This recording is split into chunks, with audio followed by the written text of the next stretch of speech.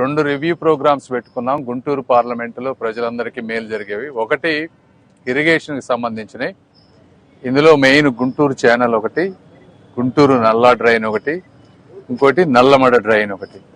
ఈ మూడు డిస్కస్ చేసి, ఎందుకంటే ఎప్పటి నుంచో లాస్ట్ టైమే తెలుగుదేశం గవర్నమెంట్ ఉన్నప్పుడు అప్రూవ్ అయిన ప్రాజెక్ట్స్ వేరియస్ రీజన్స్ వల్ల తర్వాత జగన్మోహన్ రెడ్డి గారు వచ్చిన తర్వాత వాటన్నిటిని క్యాన్సిల్ చేయడం జరిగింది.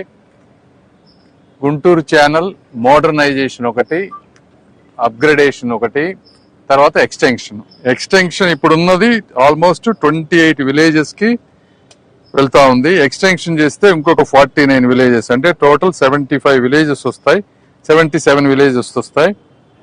5 కాన్స్టిట్యున్సీస్ ని కవర్ అవుతుంది ఇది. దీనికి దాదాపుగా 800 నుంచి 900 కోట్ల రూపాయలు ఖర్చు అయ్యేటువంటి పరిస్థితి.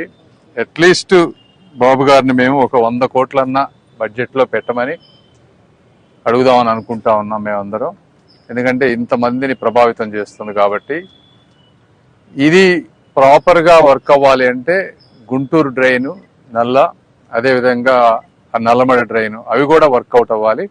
సో వాటికి కూడా ఒక్కొక్క దానికి 20, ఇంకో దానికి 25 30 క్రోర్స్, టోటల్ 150 క్రోర్స్ అన్నా బడ్జెట్ లో పెట్టగలిగితే బాబు గారు ఈ మూడు ఇష్యూస్ లాంగ్ టర్మ్ గా సాల్వ్ అవుతాయి. అట్లీస్ట్ వర్క్ స్టార్ట్ అవుతుంది. ఇంకా నెక్స్ట్ 5 years లో స్లోగా 1 by 1 చేసుకుందాం అనుకుంటా ఉన్నాం. ఈ ఎంటైర్ ప్రాజెక్ట్ ని అవసరమైతే నాబార్డ్ లేకపోతే వరల్డ్ బ్యాంక్ ఎక్కడికన్నా కూడా ప్రజెంట్ చేయాలనేది ఒక ఆలోచన. దీనికి సంబంధించినటువంటి డిపిఆర్ అంతా తయారు చేయమని చెప్పాము. సో అధికారులు అందరూ ఆ పనిలో ఉంటారు. రెండోది, ఇది అయిపోయిన తర్వాత రెండొక review meeting skill development centres మీద.